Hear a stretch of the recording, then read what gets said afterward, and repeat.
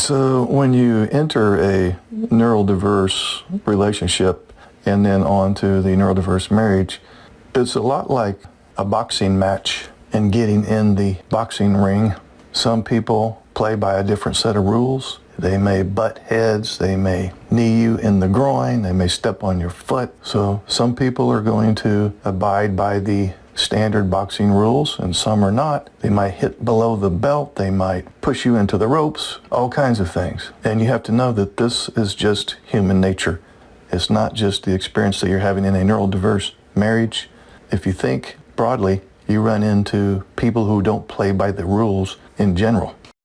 If you're walking down the street and you trip over a rock, you don't get angry at the rock. So people are a lot like rocks that get in your way. They are, in a sense, obstacles from time to time for you. They have their own nature, and that nature isn't yours, and it's going to clash with you sometimes, and that's just what it means to be a human in general, but you may experience this to a larger degree in the neurodiverse marriage.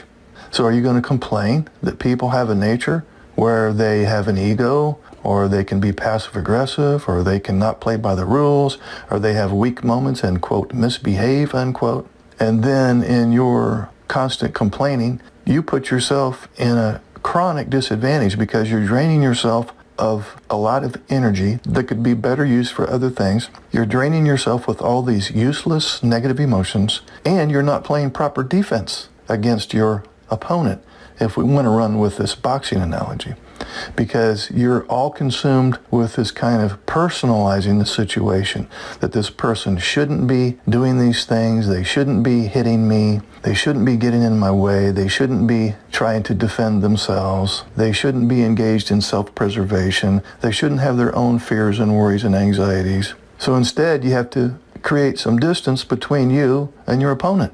And you have to do that in a very smart and intelligent way. That's called healthy emotional detachment. Not just your neurodiverse marriage, but other people in general. They're going to play a little dirty from time to time, and they're going to hit you, and it's going to hurt.